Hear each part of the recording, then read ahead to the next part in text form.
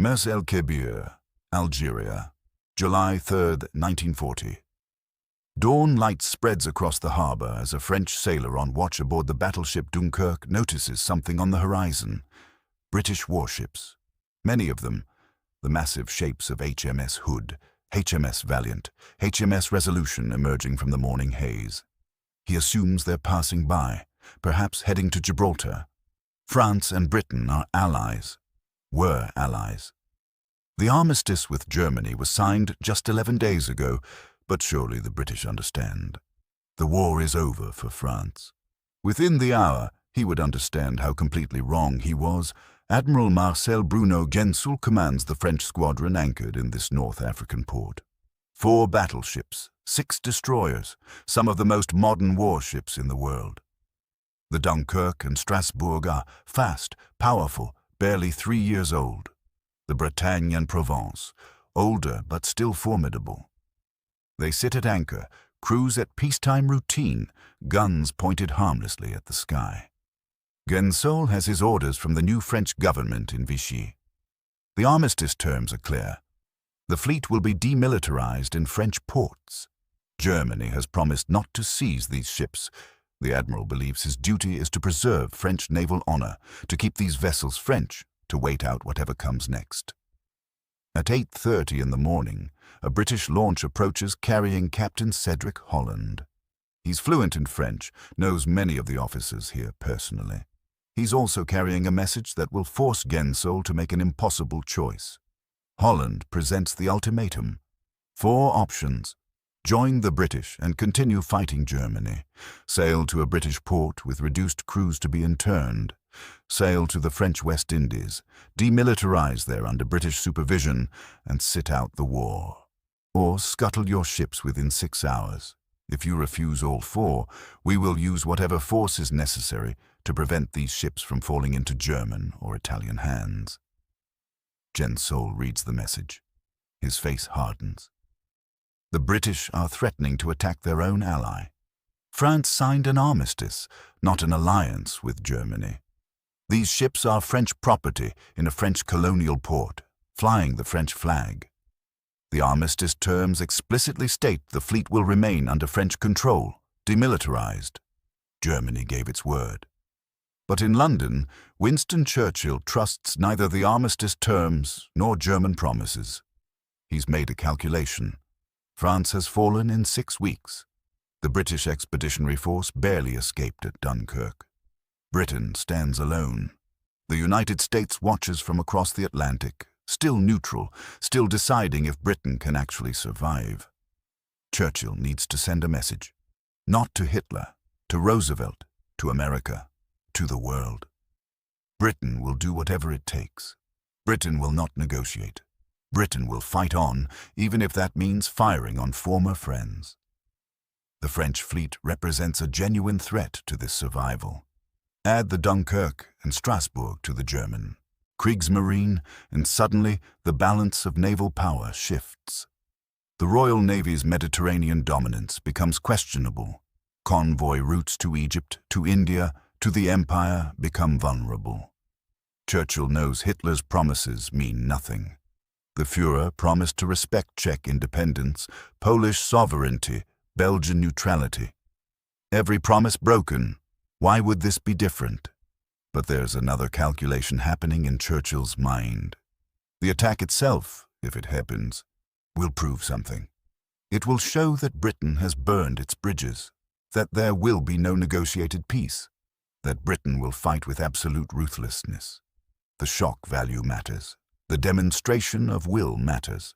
If Britain can fire on France, France, who was an ally just weeks ago, then clearly Britain will stop at nothing. Gensoul rejects the ultimatum. He will not surrender French ships to the British. He will not sail them to the West Indies. He will not scuttle them. He sends a message to Vichy asking for instructions, for reinforcements. He believes the British are bluffing. Surely they won't actually open fire. Surely this is negotiation theater. The morning stretches into afternoon. Messages fly back and forth. Holland tries to convince Gensoul that the threat is real. Gensoul insists on French honor. He offers a compromise.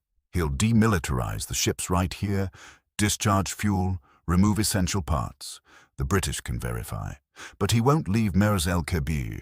He won't strike French colours. In London, Churchill waits for reports. He's given the order. If the French refuse, attack. He knows what this means. He knows French sailors will die.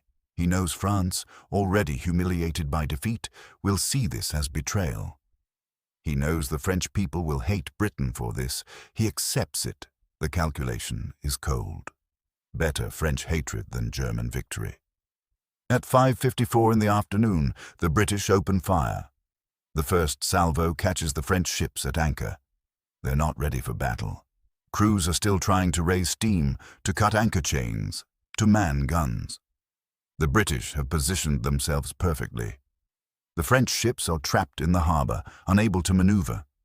HMS Hood, the pride of the Royal Navy, fires her 15-inch guns. The shells cross 3 miles of water in seconds. The battleship Bretagne takes a direct hit. The shell penetrates her magazine. The explosion tears the ship apart. She capsizes in minutes, taking most of her crew with her. Nearly 1,000 men die in that single moment. The water erupts with debris, with bodies, with burning oil. The Dunkirk takes multiple hits. Shells punch through her armor, start fires, kill dozens of sailors. The Provence runs aground, trying to escape, damaged but still afloat. Destroyer escorts attempt to make smoke, to screen the bigger ships, but they're outgunned, outranged, helpless. Only the Strasbourg manages to escape. Her captain, racing against time, cuts his anchor chains, makes steam, charges for the harbor entrance. British shells bracket her, splash around her, but she's fast, she's lucky, she's desperate. She breaks out into open water, turns east, runs for Toulon. British aircraft pursue her, torpedo bombers trying to finish what the guns started, but she makes it. 1 battleship saved, 3 others destroyed or crippled. 1,297 French sailors dead. The firing lasts 15 minutes. The smoke clears, the harbor burns. Survivors cling to debris, swim through oil-slicked water, try to understand what just happened. Their own allies did this. The British, who fought beside them in the trenches of the First World War, who evacuated with them from Dunkirk just a month ago, who promised eternal friendship. The British just killed 1,300 Frenchmen. In Vichy, Marshal Philippe Pétain receives the news. The old man, the hero of Verdun, the leader of France's new government, is furious. He severs diplomatic relations with Britain. He considers declaring war, actually declaring war on Britain, joining the Axis. His advisors talk him down. France is defeated, occupied, in no position to fight anyone. But the damage is done. Vichy propaganda will use Mers-el-Kébir for years. Perfidious Albion, British treachery, France's true enemies. But in London, in a small office at the BBC, a 49-year-old French general prepares to speak.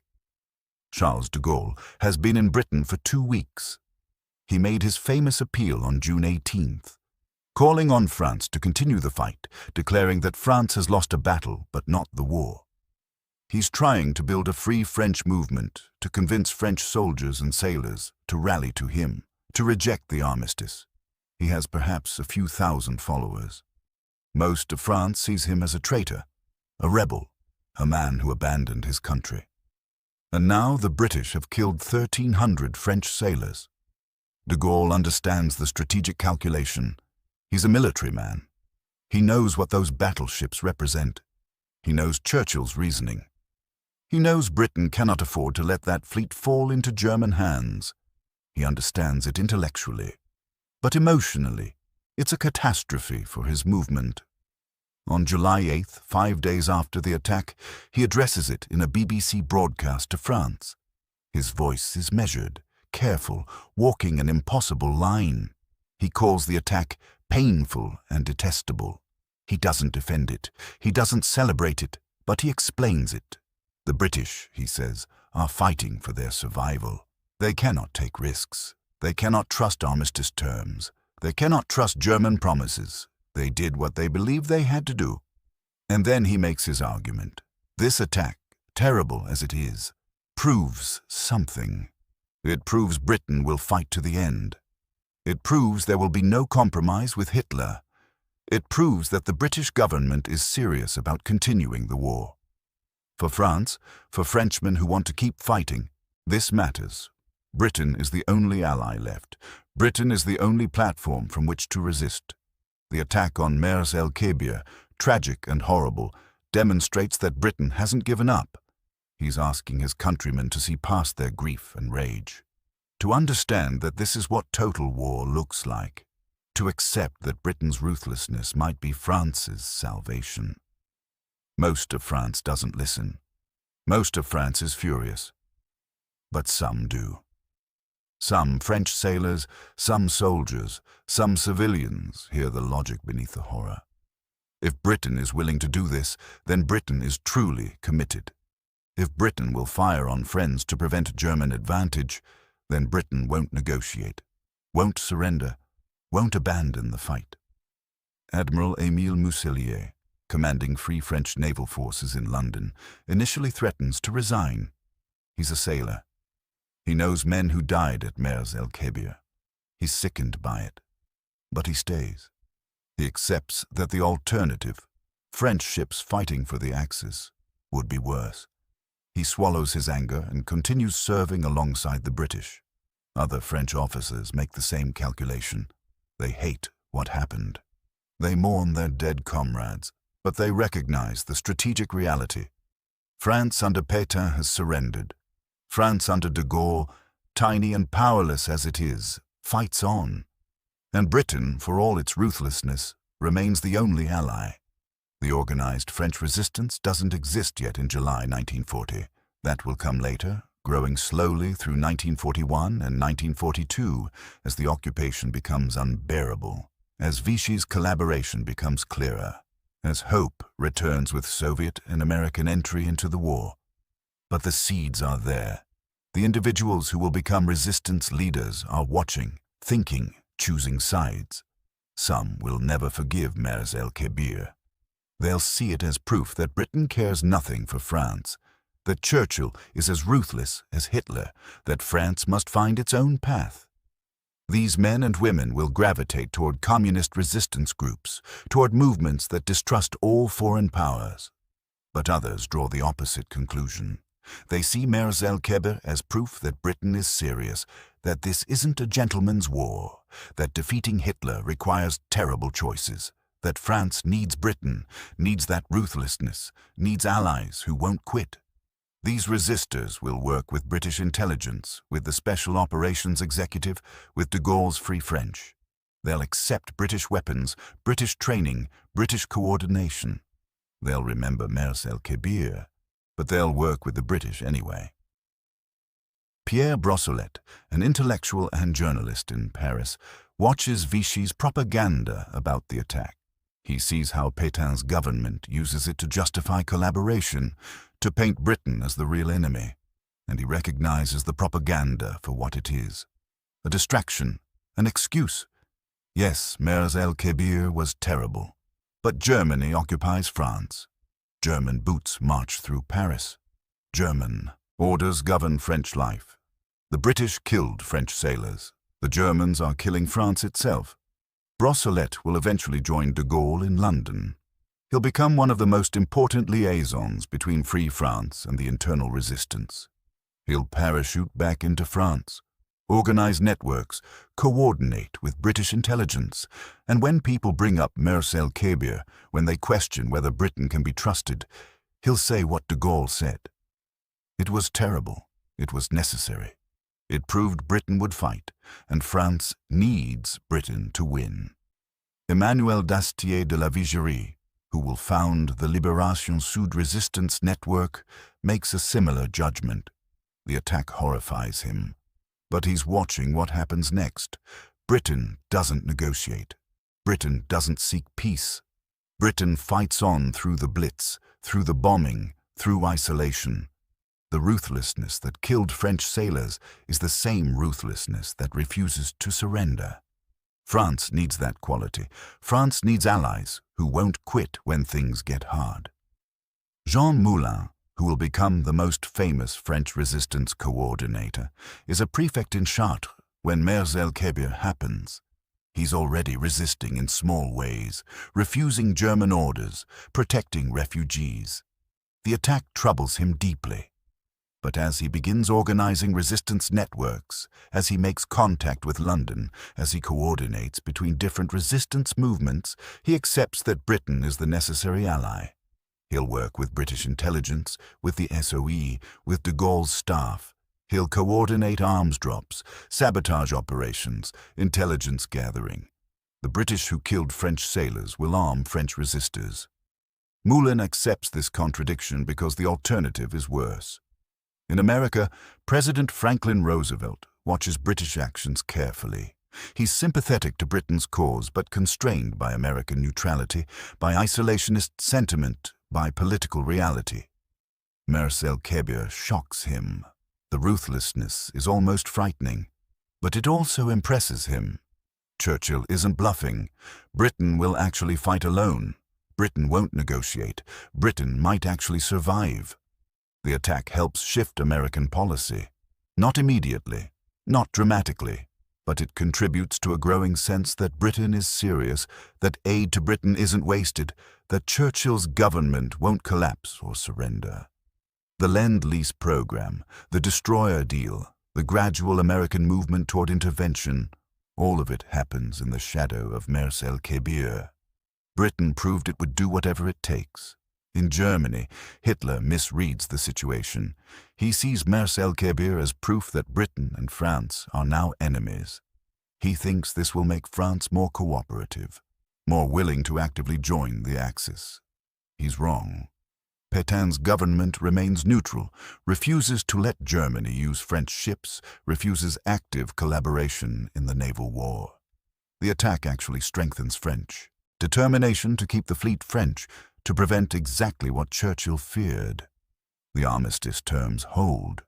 Germany never seizes the French fleet. When Germany occupies Vichy France in November 1942, after the Allied invasion of North Africa, the French Navy scuttles itself at Toulon.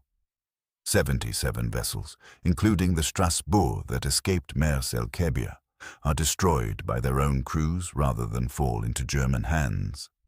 Churchill's fear never materializes. The French fleet never fights for the Axis. Which raises the question, was Mers-el-Kébir necessary? De Gaulle believed it was. Not because the French fleet would have voluntarily joined Germany, but because Churchill couldn't take that risk. Britain in July 1940 is desperate, alone, facing invasion. Every decision is made under existential pressure. Churchill doesn't have the luxury of trusting armistice terms or French honor or German promises. He has to assume the worst and act accordingly. The French resistance, as it develops, largely accepts this logic. They live under occupation. They see German brutality firsthand. They understand that defeating Hitler requires ruthlessness, requires terrible choices, requires accepting painful necessities. Mers-el-Kébir was a terrible necessity. But they never forget it. In memoirs written after the war, in histories compiled decades later, resistance figures return to that day in July 1940. They describe the shock, the grief, the anger. They describe the difficult choice to work with Britain anyway. They describe explaining to fellow resistors why accepting British help didn't mean forgiving British actions. General Henri Giraud, who escapes from German captivity in 1942 and eventually leads French forces in North Africa, acknowledges that Britain had legitimate fears. He doesn't excuse the attack. He doesn't minimize French deaths. But he understands Churchill's calculation. In total war, against an enemy like Nazi Germany, you cannot afford generous assumptions. You cannot risk catastrophic outcomes. You do what you must. The sailors who survived Mers-el-Kébir carry it differently. Some joined de Gaulle, choosing to fight alongside the British despite everything. Others serve Vichy, seeing the attack as unforgivable. Still others simply try to survive, wanting nothing to do with either side. The trauma splits them. One survivor, years after the war, describes watching the Bretagne explode. He was on a nearby destroyer. He saw the flash, heard the roar, felt the shockwave. He saw the battleship roll over, saw men jumping into burning water, saw the harbor fill with debris and bodies. He hated the British for years. But he also hated the Germans, hated Vichy, hated the war that put him in that harbor. Eventually, he says, he stopped hating. He just remembered friends who died, remembered the morning before when they didn't know what was coming, remembered the world before everything broke. Churchill defends the decision for the rest of his life. In his war memoirs, he calls it a hateful decision, the most unnatural and painful in which I have ever been concerned. But he insists it was necessary. He insists it demonstrated British resolve. He insists it helped convince America that Britain would survive. He never apologizes. De Gaulle, in his memoirs, calls it a terrible blow. He describes his own anguish, his difficulty explaining it to French followers, his understanding of why it had to happen. He doesn't defend Britain's action. He simply accepts it as part of the brutal arithmetic of total war. The French resistance, in its many forms and factions, ultimately makes the same acceptance. They work with Britain because they must. Because Britain is the only ally. Because defeating Germany requires setting aside grievances, swallowing pride, accepting help from those who've caused harm. They coordinate with British intelligence, receive British weapons, follow British operational plans. They do this while remembering Mers-el-Kébir, remembering and working anyway. This is what the French resistance said when Britain chose destruction over surrender. They said it was terrible. They said it was painful. They said it was unforgivable. And then they said, we'll work with you anyway, because the alternative is worse. Because Hitler must be defeated. Because France must be liberated. Because sometimes you fight alongside those who've wronged you, not because you've forgiven them, but because you share a greater enemy. They said, we understand why you did it, even if we hate that you did it. They said, this is what total war looks like. This is what defeating fascism costs. They said, we'll remember our dead and we'll keep fighting. In the end, that's the legacy of Mers-el-Kébir. Not just the 1,300 French sailors who died. Not just the British ruthlessness or French anger, but the decision made by thousands of French men and women over the following years to resist anyway, to work with Britain anyway, to accept that defeating Hitler required impossible alliances and terrible compromises. The attack happened on July 3rd, 1940. The French resistance grew through 1941, 1942, 1943, 1944. By the time Paris was liberated in August 1944, thousands of resistors had worked with British intelligence. They'd received British weapons, British training, British support. They'd coordinated sabotage operations, intelligence gathering, escape networks. They'd helped prepare for D-Day, disrupted German communications, protected Allied airmen. They did all of this while remembering Mers-el-Kébir. They did it because they understood what de Gaulle understood in July 1940. Britain's ruthlessness was also Britain's strength. The willingness to make terrible choices meant Britain wouldn't quit, wouldn't negotiate, wouldn't surrender. And France needed that strength. Needed that stubbornness, needed allies who would fight to the end, no matter the cost. So, when people ask what the French resistance said about Mers-el-Kébir, the answer is complicated. They said it was a tragedy. They said it was a betrayal. They said it was a war crime. They said it was necessary. They said it was unforgivable. They said they understood. They said all of these things because all of them were true. And then they picked up British weapons and fought alongside British soldiers and worked with British intelligence to liberate their country. Not because Mers-el-Kébir didn't matter, but because defeating Hitler mattered more. That's the choice they made. That's what they said. Not in words, always, but in actions. In the decision to resist. in the decision to accept help from those who'd caused harm, in the decision to set aside grief and rage and pride for the sake of victory. Mers-el-Kébir was Britain choosing destruction over surrender. The French resistance was France choosing to fight anyway, choosing to work with Britain anyway, choosing liberation over revenge, victory over grievance, future over past. 1,300 French sailors died in that harbor. The French resistance honored them by refusing to let their deaths divide the alliance that would defeat Hitler. That's what they said. That's what they did. That's how they turned tragedy into resolve, betrayal into determination, grief into resistance. They said, "We'll remember, and we'll fight anyway."